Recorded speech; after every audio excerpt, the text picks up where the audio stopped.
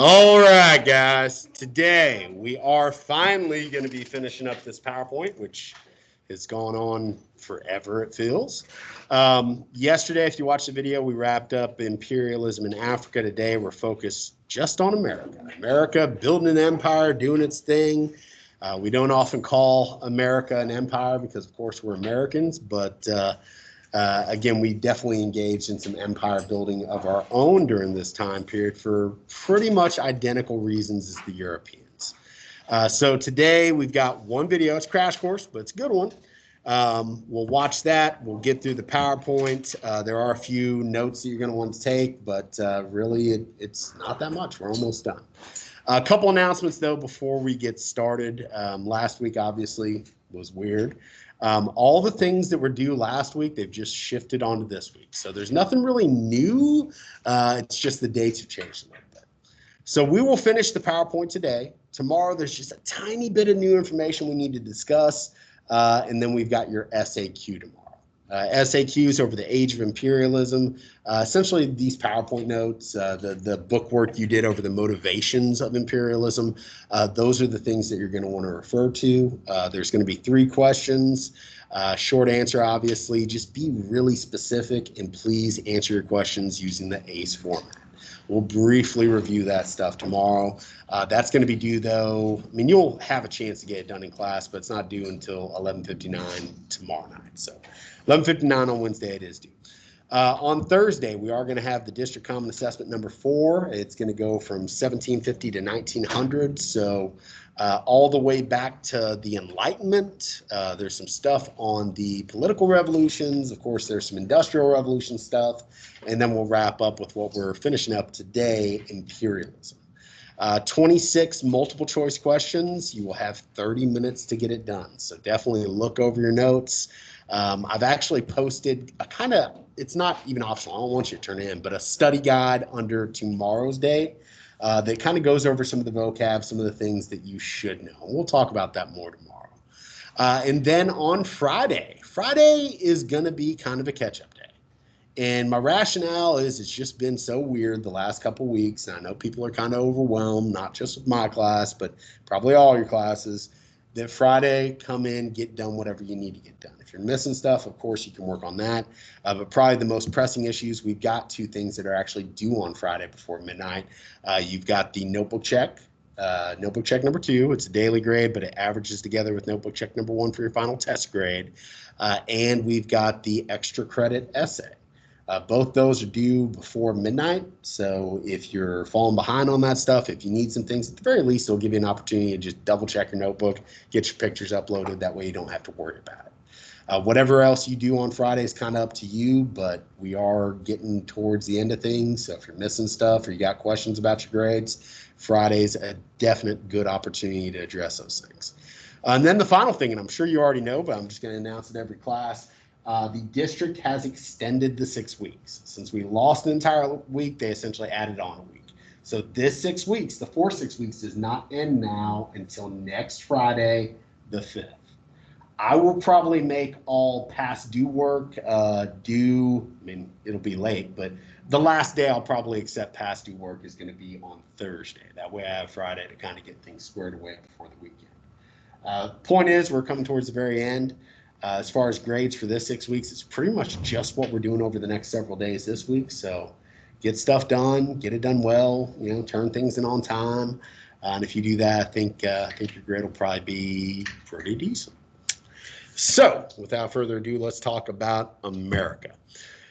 Guys, 1850s, okay, getting into the mid-1800s, we're not America yet, okay? We're not who we are today. I mean, we look at us today, and for the many good things we do, for sometimes the bad things we do, we are one of, if not the most powerful country on earth.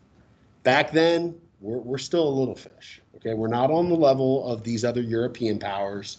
We're really kind of on the road trying to become a dominant nation. And unfortunately, back in these days, how you became a dominant world power is through imperialism. Now, that doesn't justify it, but it makes it a little bit more understandable in that sort of context. Why are we doing it? The same reasons as everybody else. We, you know, in the second phase of the Industrial Revolution, we become an industrial power. Well, with that, just like the Western European countries, we need raw materials. We need new products or new places to sell our new products. Okay, we're trying to create new markets. Inevitably, we're probably going to exploit the people in some way, shape, or form that we go and conquer. But there's also that basic feeling of nationalism, that idea that, you know what, we are America. We deserve to be the biggest, the strongest, the most powerful. We want to be on the same level as these other world powers. So a lot of the same ideas are really kind of fueling imperialism as were in Europe, even the ideological ones, you know, things like white man's burden, that sort of sense of racial and cultural superiority. That's unfortunately part of the story too. So during these days, we're expanding. Okay, obviously you've got our westward expansion in the continental United States. We'll talk about that, manifest destiny. We've kind of always been into empire building, but we really look beyond our shores, beyond our, you know, contiguous territory during this time period. 1867, we buy Alaska from Russia, which they thought was just a worthless frozen wasteland, essentially. And a lot of Americans thought it was too, but we wanted to expand our territory. We also wanted to use Alaska and some of the other new Pacific territories as refueling stations for ships. Eventually, there's a big gold rush in Alaska, so we definitely end up the better of that agreement. But for a while, it didn't look like it was a good deal for us. Other than that, a lot of the other territories that we take over directly are out in the Pacific. Again, we're looking to ship our products all around the globe. Well, using steamships, you gotta refuel them like anything else. And back then, you were refueling them with coal. So a lot of these islands of the Pacific, amongst other reasons, were excellent spots that we could refuel our ships and send them further and further across the Pacific to places like China. Some areas we negotiate for, some areas we essentially overthrow, like Hawaii. They did not want to be a part of us, but we kind of forced ourselves on them. Other areas we gained via warfare. Out in the Pacific, a big territorial gain came after the Spanish-American War, when we got the Philippines, Guam, and in the Caribbean, Puerto Rico from Spain. Aside from that, there's also some informal stuff we're doing. Okay, we had previously talked about China and how European powers primarily, we were kind of involved too, but primarily, you know, carved China up into spheres of influence, where maybe they didn't directly go in and govern and colonize, but they had these areas where they gave a lot of people jobs and people basically had to trade with them, so they gained a lot of economic influence. And when people rely on you for their livelihood, obviously, you know, that gives you a lot of power. That's what we do. Except instead of China, we're focused on Latin America, specifically the Caribbean and Central America. Again, very few of these places we take over directly, but indirectly, we pulled the strings for quite a long time. Did some pretty messed up things in the process. So that's kind of what we're going to be talking about today. But to kind of introduce all this, we're going to go ahead and get our video out of the way. We're going to start on our crash course. This is one from U.S. history, obviously. But it's a pretty good one. I think that this one is one, especially considering it connects to, you know, our country, that you're going to enjoy. Once this is done, we'll get to the rest of the PowerPoint. We'll do the notes that are left. Really, for this, I just want you to pay attention, but know that this is not only important for this class. This is one of the first things you're going to be studying next year.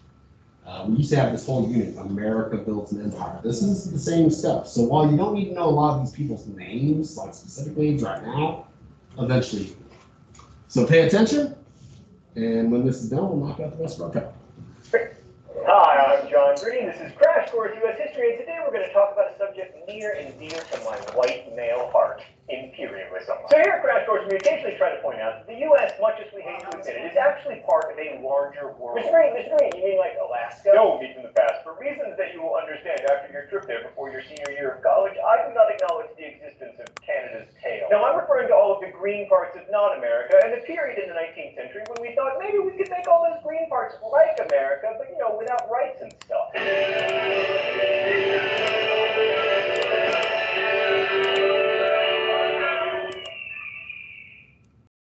So the late 19th and early early 20th centuries were a period of expansion and colonization in Asia and Africa, mostly by European powers. As you'll know if you watch Crash Course World History, imperialism has a long, long history pretty much everywhere. So this round of empire building is sometimes called, rather confusingly, New Imperialism. Because the U.S. acquired territory beyond its continental boundaries in this period, it's relatively easy to fit American history into this world history paradigm. But there's also an argument that the United States has always been an empire. From very early on, the European settlers who became Americans were intent on pushing westward and conquering territory. The obvious victims of this expansion/imperialism were the Native Americans, but we can also include the Mexicans who lost their sovereignty after 1848. And if that doesn't sound like an empire to you, allow me to draw your attention to the Russian Empire. Russians were taking control of territory in Central Asia and Siberia and either absorbing or displacing the native people who lived there, which was the exact same thing that we were doing. The empires of the late 19th and early 20th centuries were different because they were colonial in their own special way. Like Europeans and Americans would rule other places, but they wouldn't settle them and more or less completely displace the native people there. Well, except for you, Australia and New Zealand. American historians used to try to excuse America's acquisitions of a territorial empire as something of an embarrassing mistake, but that's misleading because one of the primary causes of the phenomenon of American imperialism was economics. We needed places to sell our amazing new product. And at the time, China actually had all of the customers because apparently it was opposite day. It's also not an accident that the U.S. began pursuing imperialism in earnest during the 1890s, as this was in many ways a decade of crisis in America. The influx of immigrants in the crowded cities added to anxiety and concern over America's future, and then to cap it all off in 1893, a panic caused by the failure of a British bank led the U.S. into a horrible economic depression. A Great Depression, but not the Great Depression. It did, however, feature 15,000 business failures and 17% unemployment, so take that, 2008. According to American diplomatic historian George Herring, imperialism was just what the doctor ordered to help America get out of its depression. Other historians, notably Kristen Hoganson, imply that America embarked on imperial adventures partly so that American men could prove to themselves how manly they were, by joining the Navy and setting sail for distant waters. In 1890, Captain Alfred Thayer Mahan published The Influence of Sea Power Upon History and argued that to be a great power, like Great Britain, the U.S. needed to control the seas and dominate international commerce. Tied into this push to become a maritime power was the obsession with building a canal through Central America, and eventually the U.S. decided that it should be built in Panama because, how else are we going to get malaria? In order to protect this canal, we would need a man, a plan, a canal, Panama. Sorry, I just wanted to get the palindrome in there somewhere. No, we would actually need much more than a man and a plan. We would need ships, and in order to have a functioning two-ocean navy, we would need colonies. Why? Because the steamships at the time were powered by coal, and in order to refuel, they needed coal depots. I suppose we could have rented harbor space, but why rent when you can conquer? Also, nationalism and the accompanying pride in one's country was a worldwide phenomenon to which the U.S. was not immune. It's no accident that the 1890s saw Americans begin to recite the Pledge of Allegiance and celebrate Flag Day. And what better way to instill national pride than by flying the stars and stripes over Guam. So pre-Civil War attempts to expand beyond what we now know as the continental United States included our efforts to annex Canada, which were sadly unsuccessful, and also filibustering, which before it meant a senator talking until he or she had to stop to pee, was a thing where we tried to take over Central America to spread slavery. But the idea of taking Cuba persisted into the late 19th century because it is close and also beautiful. The Grant administration wanted to annex it and the Dominican Republic, but Congress demurred. But we did succeed in purchasing Canada's tail. You can see how I feel about that. To be fair, discovery of gold in the Yukon made Seward's icebox seem like less of a Seward's folly, and it did provide coaling stations in the Pacific.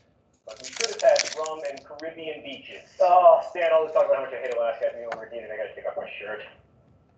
Oh, my life. So hard to take off your shirt dramatically. I'm angry. Anyway, coal stations in the Pacific were important because in 1854, we opened Japan to American trade by sending a flotilla of threatening black ships under Matthew Perry. No, Stan, not that Matthew Perry. You know better. By far, America's best piece of imperial business before 1898 was Hawaii. I like oil and gold as much as the next guy, but Hawaii has pineapples and also sugar, which were grown on American-owned plantations by Chinese, Japanese, Filipino, and native workers. Treaties between the U.S. and Hawaiian governments exempted this sugar from tariffs, and America also had established a naval base at Pearl Harbor, which seemed like a really good idea.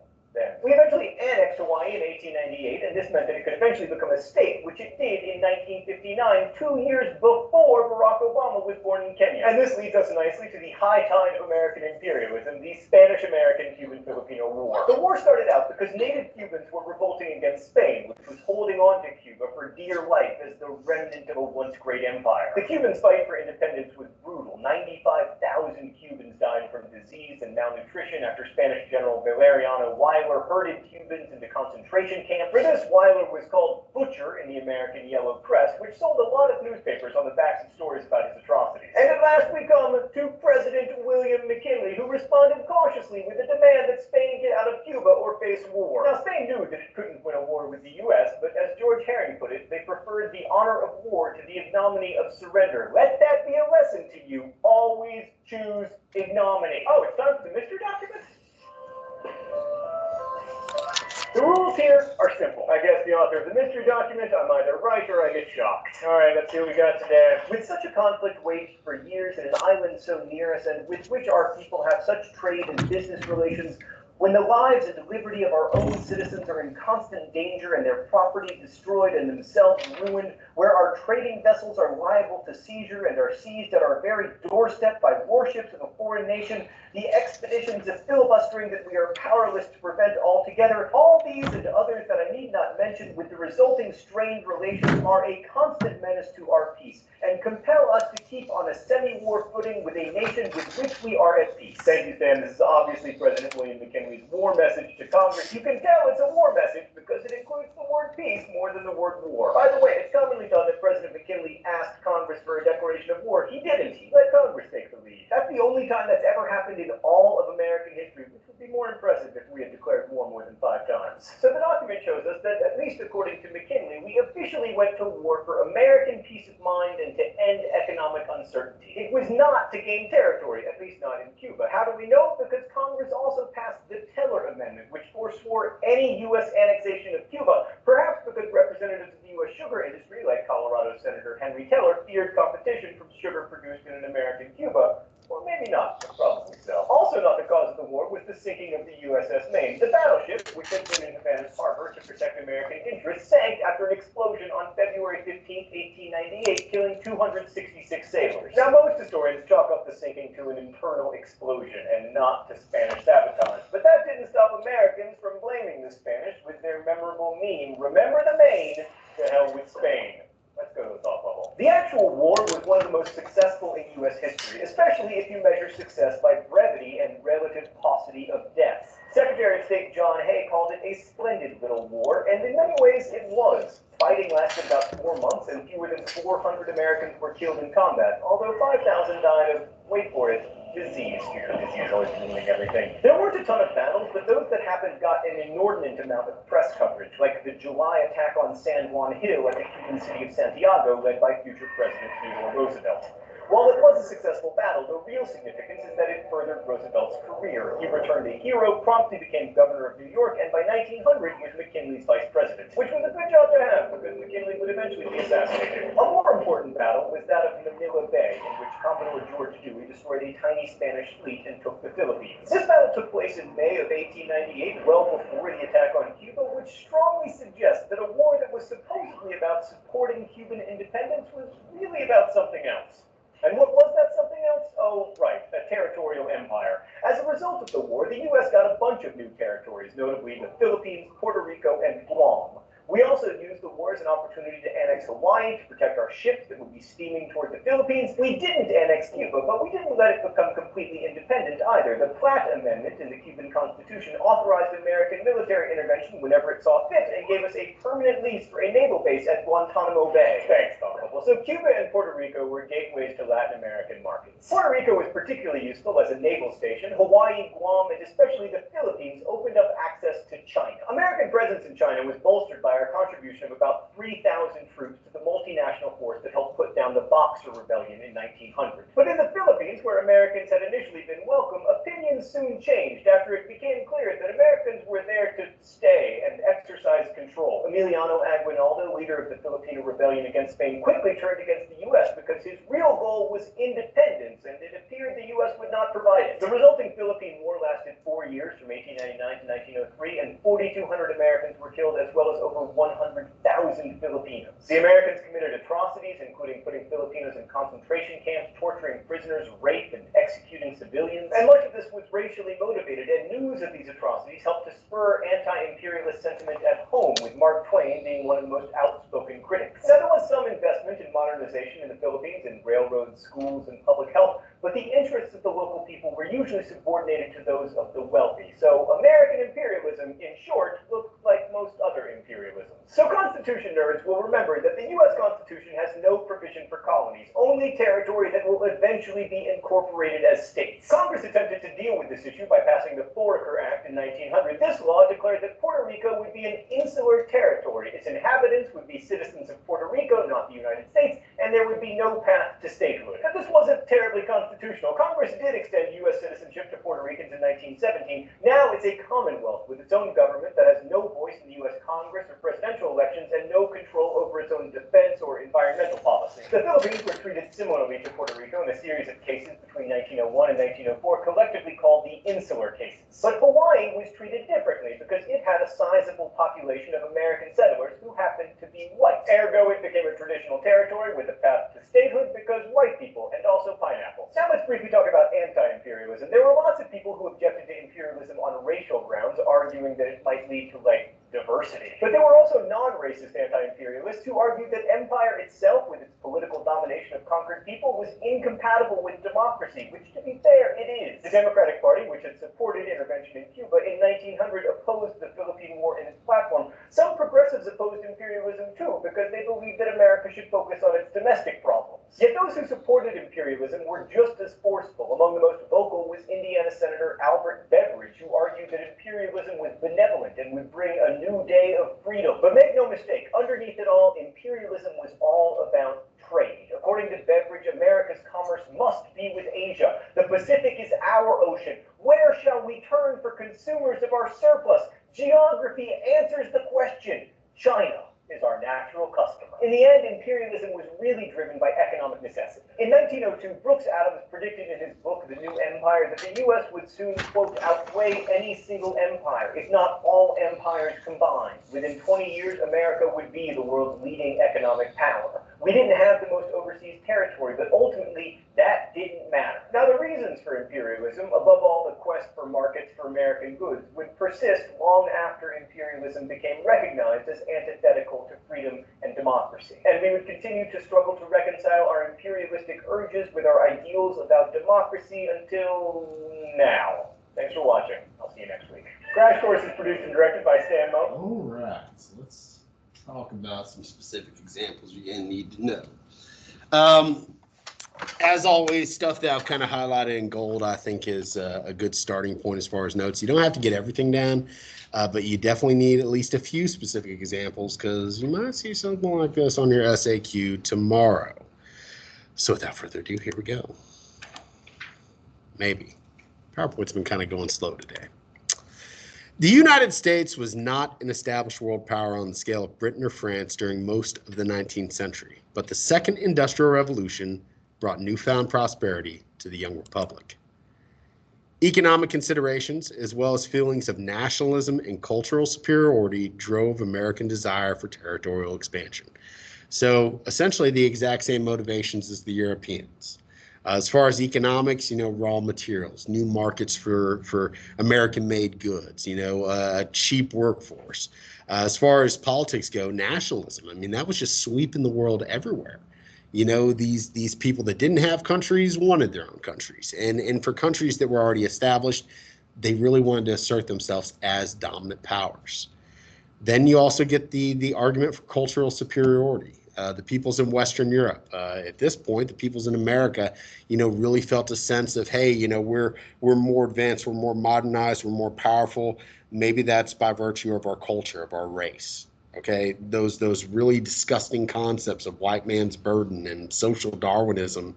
It's not as if people in America, some people in power in America, weren't saying the same things as the Europeans did. So the motivations are essentially the same. just where we chose to kind of focus our imperialist efforts, those were different. So here are a few examples that I think, if you could maybe bring these up on an SAQ or something and kind of go into them and give me some good details, might help you with at least one of the questions that you're going to see tomorrow. First one, probably the biggest, Manifest Destiny, 1812 to 1860. The widely held belief in the 19th century United States that its settlers were destined to expand across North America. Pretty much as soon as we became a nation, we were still based on the East Coast, those 13 colonies becoming the first 13 states. We had that vision of expanding from sea to shining sea. Some areas, we bought, like the Louisiana Purchase, but a lot of territories we fought for. Even the Louisiana Purchase, there were a lot of Native Americans living there. And there were numerous wars against Native Americans that some could argue borderlined on genocide.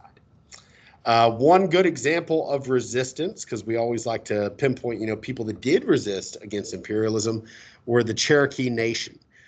They rebelled in response to the Indian Removal Act of 1830 and the Trail of Tears, something you probably read about in U.S. history, maybe even Texas history. Essentially, in the eastern part of the United States, there were pieces of land that the United States government saw great value in, that they wanted to remove natives from.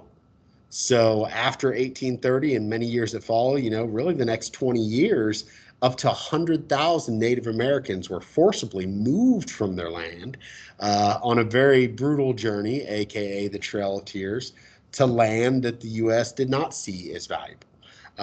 Ultimately, lands that became known as reservations. One very big territory is just to the north of us today, Oklahoma. That's kind of how it starts off. But Manifest Destiny, that idea that we're going to spread from sea to shining sea and have the contiguous, area in North America that we have today, that was a goal very early on. And again, you could kind of lump that into imperialism. Now, this next one's not so much, I don't know, it relates to imperialism. Let me go back. It's more of a statement than anything. It's not us directly doing anything, but it's definitely a statement of intent. And that is the Monroe Doctrine of 1823. This was issued by U.S. President James Monroe. It stated that European nations should not intervene in the affairs of the countries in the Western Hemisphere. Now, you got to think about the context. This is the early 1800s. At this point, many nations in Latin America specifically had already rebelled. Some had gained their independence. Some were in the process of gaining their independence. There was a fear that European nations like Spain and Portugal, may come back over to the Western Hemisphere and try to reacquire some of that territory. This is the U.S. kind of putting its foot in the ground and saying, no, you're not going to do that. You're going to stay out of the affairs of the independent nations on this side of the world. Now, on one hand, that's us saying, boom, democracy. On the other hand, that's saying, if anybody's going to take advantage of these people, it's going to be us. It essentially said to the rest of the world, this is our area. This is our neck of the woods. Stay out of it. And as you'll see later, we do take advantage of a lot of people in that neck of the woods. The Mexican-American War, 1845 to 1848. A lot of land comes from this. Dispute over national borders resulted in the U.S. gaining much of the southwestern United States. Think back to Texas history and U.S. history. Texas rebels against Mexico. We briefly become, a nation of our own, but after some time, we kind of see mutual advantages of becoming part of the greater United States. So the U.S. government, they're trying to annex Texas. They're trying to bring them into the fold. They're negotiating with Mexico to try to figure out where Texas starts and Mexico ends. And there is no real agreement on the exact border. And the negotiations devolved to the point that it's not a negotiation anymore, and soon war is declared. We fight against Mexico for 3 years, and we win. And not only do we get Texas as we had intended, what it looks like today, we also get New Mexico, Utah, Nevada, California, and part of Colorado.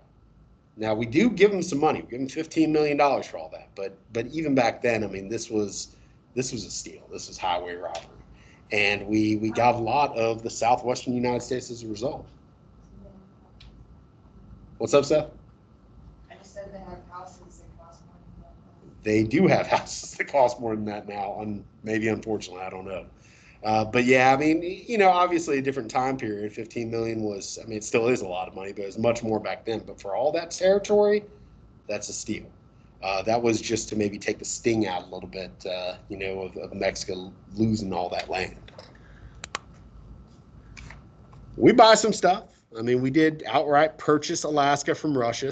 I can't talk. I'm like, I don't know. All these days and not wearing a mask and being at home, it's hard to talk with it on.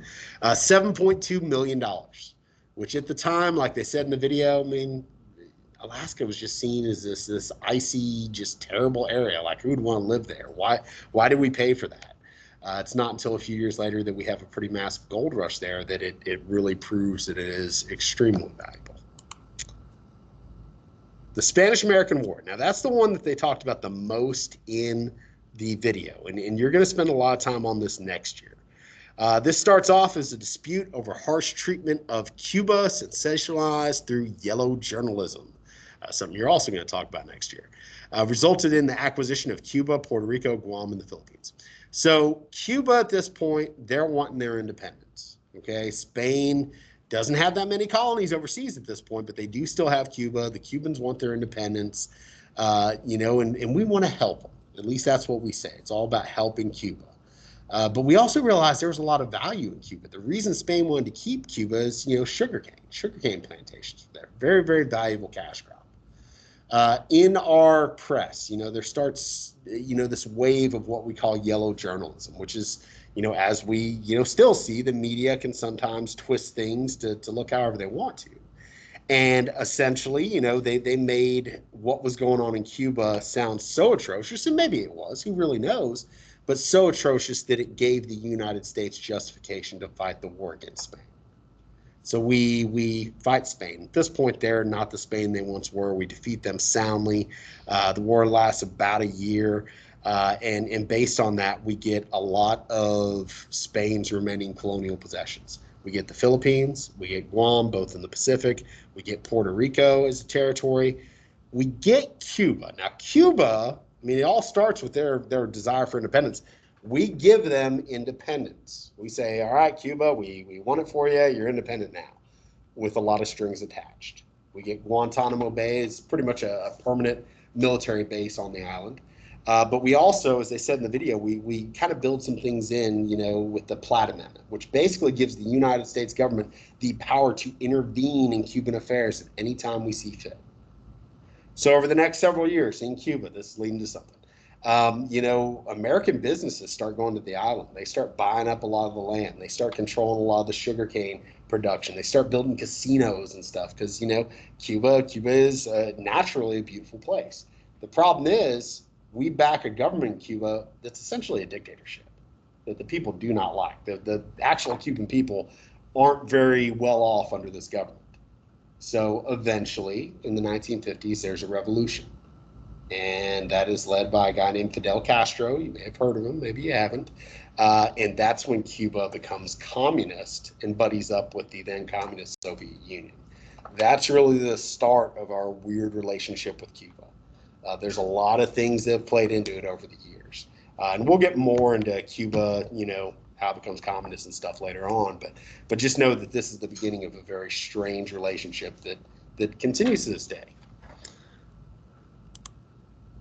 Finally, the open door policy, which you've read about this, but essentially, you know, 1899, we went into China, all right? China's been carved up into spheres of influence. China has more people than anywhere. We need to be in there too. We need to be able to sell our stuff there. China, you know, during this time period, they're going through one of their many rebellions that lead to the end of the Qing Dynasty, the Boxer Rebellion. And along with other European countries that enter the country to kind of put the rebellion down, the United States shows up as well. We then issue the open door policy, which isn't about, you know, leaving China and giving it its freedom and, hey, you Europeans doing all this bad stuff. No, it basically said we want a piece of the pie. You guys got your spheres of influence. What about the United States? We need some places in China where we can sell our stuff as well.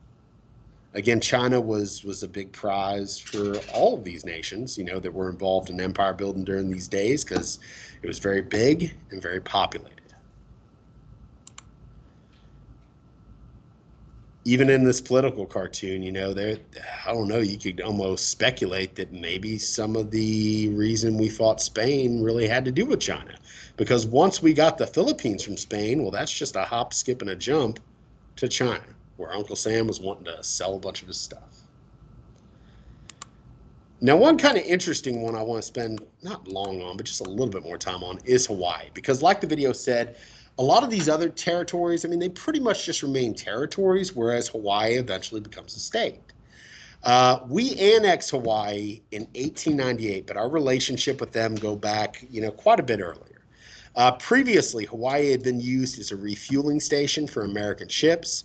It was officially annexed after American sugar and pineapple plantation owners overthrew Queen Liliuokalani. Sanford B. Dole led the provisional government. His family would later start the Dole Fruit Company. Yes, Dole Fruit overthrew Hawaii. That's crazy when you think about it, because they're still around. But essentially what happened, early on, we're in the Pacific. We negotiated with Hawaii and their monarchy, their self-governing monarchy, for them to allow American businesses to operate on that island. Okay, we started leasing land, we started growing sugarcane and pineapples and bananas and all these tropical fruits. And over the years, and we're talking a couple decades, there was a pretty sizable white American community on the islands. Well, during this heyday of imperialism, territorial expansion, we just kind of figured, hey, wouldn't it be easier for us to just kind of take all this stuff and take Hawaii, officially as ours, rather than have to negotiate and sign all these leases and stuff like that? So we launch a coup. We overthrow the government of Hawaii, and essentially we take it from them. It's led by the plantation owners. The American military was kind of involved. They were there in a support capacity. All sorts of scandal involved in Hawaii. The point is, they never wanted to be a part of us, but we took it from them. And then years later, I don't think they become a state. What do you say, 1959? But they do become formally a territory, and a lot of that has to do with the population. A lot of Americans had already lived on the island and been there, and saw a lot of profit there. Now, kind of a random thing, but this helps to explain some stuff. And tomorrow we're going to get a little bit more into the effects of migration. But just know that I highlighted this for a reason. Partially due to overpopulation and to gain knowledge of foreign places, the government of Japan encouraged agricultural workers to take seasonal work in places like Hawaii. Guys, you look at the ethnic makeup of Hawaii today, there's a lot of people there that are of Japanese descent. Okay, that starts during this time period. You see a lot of labor migration during this time period. People from China, people from Japan, people from Ireland, you name it, really moving to foreign territories, usually men, because they're the ones, under this sort of patriarchal time period that we're going to go, do the work, earn the money, send money back home, and maybe eventually bring their families over. But you look at kind of the makeups of a lot of territories, with ethnic enclaves and things like that. Labor migration during this time period has a lot to do with it. Tomorrow, you're going to do a tiny reading on labor migration, some of the groups that were involved and some of the changes that had. That'll be the last new material for our test. But yeah, the Japanese did have quite a presence in Hawaii specifically. Last thing on this slide, and then there's just a little bit of notes left, something called the Roosevelt Corollary, aka the Big Stick Policy. Theodore Roosevelt, one of his famous quotes is, talk softly but carry a big stick. Like, I'm flying under the radar. I'll be peaceful with you, but if I have to, I'm going to hurt you bad. That's essentially what this meant. And as a policy, Roosevelt, who was a proponent of social Darwinism, stated that in addition to the earlier Monroe Doctrine, goes with the Monroe Doctrine, if countries in Latin America demonstrated instability, the United States would feel free to intervene. Well, that's pretty broad, instability. Who decides what that is? Well, we do, which basically meant in Latin America, we could stick our nose into just about anything. A couple examples. In 1904, Roosevelt sent troops to occupy the Dominican Republic until it repaid its foreign debts. Later intervened in similar situations in Haiti, Nicaragua, and Honduras. You know, a lot of these newly independent nations, they needed financial assistance. They took out loans from us. They took out loans from foreign nations. Well, sometimes they couldn't repay those loans. So rather than let, you know, say a country like France or Spain come into the West and try to collect those loans, try to collect those debts, the United States said, well, we're the big dogs over here. We'll do that for you. Okay, we'll be the debt collectors. But knowing full well that by doing that and going into those territories and occupying those territories, they would then, at least informally, gain a lot of control in those territories. Especially in the Caribbean. I mean, after the Spanish-American War, that was ours. I mean, it wasn't, but we kind of saw it as ours. We saw it as, you know, essentially an American lake. And here in this political cartoon, you got old Roosevelt stomping around, collecting debts, carrying his stick, ready to whack somebody if he has to. What you see in Latin America specifically, it's a different type of imperialism, okay? It's not that we went in and conquered and colonized. We didn't do that, but we started to exert our influence mainly due to our economic power, okay? This is informal economic imperialism, similar to what Europeans were doing in China. Latin American countries, specifically Central America and the Caribbean, although some areas in South America were affected as well, essentially got carved up into our American sphere of influence. U.S. government encouraged businesses to heavily invest in Latin America. These governments were going to go in, they were going to help, or these companies, excuse me, were going to go in, they were going to help the local governments, they were going to build up railroads, telegraph lines, plantations, you know, you name it. When the country couldn't repay those loans on time, the U.S. again could send their military in to collect, to occupy. U.S.-based transnational businesses grew very influential over Latin American governments as a result. And probably the best example is the United Fruit Company, today Chiquita Banana, it's the same company, in their establishment of what we call banana republics in Central America. So essentially, and there were other businesses, but they were the main one, United Fruit, Chiquita, they went into these Central American and Caribbean countries and they started buying up a lot of the land at really good deals because a lot of times, you know, these countries owe the U.S. money. And they become the largest employers in these territories. And they don't have to they don't have paying taxes to those countries either because, again, you know, previously, you know, these countries had owned the United States money. So after several years, you know, United Fruit and some other companies owned so much land and gave so many people jobs that the people that lived in countries like, you know, Costa Rica really had to rely on these U.S. businesses for their livelihood. Now, these were democratic countries theoretically, but when people got elected that maybe were campaigning on workers' rights or, you know, limiting American influence, a lot of those people just ended up dead. I mean, that happened quite a bit. That's what they mean by banana republic. Yeah, there's elected government and all that good fun stuff there, but the banana company is really running the show. And the banana company, United Fruit, is only doing that because the United States is having them do that. So again, not exactly imperialism or colonialism as we've discussed it, but it's more informal. It's economic influence where people depend on us so much that we can do essentially whatever we want. Part of this, and this is a little bit more direct, you know, relates to the construction of the Panama Canal. The Spanish-American War demonstrated the need for a canal through Central America.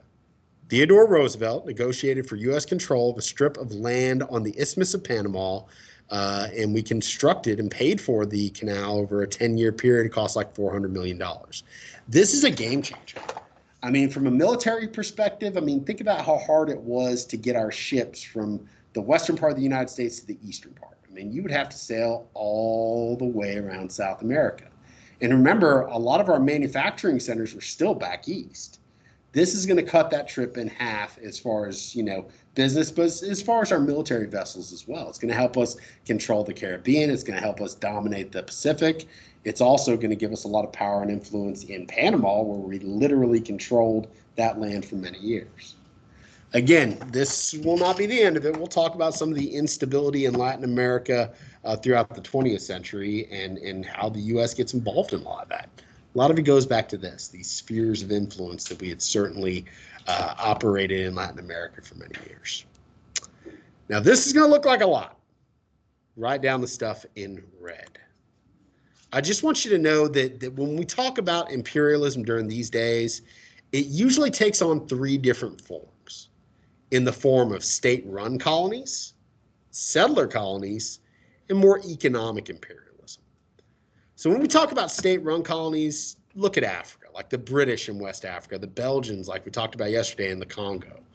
They would send some British or some Belgians or whoever there to kind of be in charge of these colonies. But really, in a lot of places, they were ruling through locals. There were local Africans or in India for a time, local Indians who would actually do most of the day-to-day governing in their place. They just worked for the Europeans. So rather than sending a whole lot of Brits or a whole lot of Belgians to live in the Congo, for instance, there were some, but still a lot of the actual day-to-day running of the colony was actually done by locals that worked for Europeans. Settler colonies, on the other hand, they're like what you think of when you think colonies. They're like the 13 colonies in the United States, where you do send a bunch of your people to live and work over there. Great examples here, the British in South Africa, Australia, New Zealand. French in Algeria to some extent as well. Again, the only real difference, I mean, a lot of the outcomes are the same, you know, with loss of native culture and exploitation and stuff like that. But you're going to have a sizable European population in those areas, kind of changing how they look to this day. The final way is economic imperialism. Okay, and that's like the British and the French in China, the United States and Latin America. It's using your economic power to kind of control the goings-on in a nation. And some people claim that this is still the sort of imperialism that countries like the United States engage in to this day. Again, you look at these very powerful, wealthy countries in the world today, they can exert a lot of influence on others. So it's different, but it still results in essentially the same thing. Again, you know, we don't see this really come to an end as far as the first two types until after World War II, when we're going to see a new wave of nationalism and a new wave of decolonization. But we'll get to that a little bit later on. Tomorrow, you've got a tiny reading. You got like 5 vocabulary terms I'm going to have you do.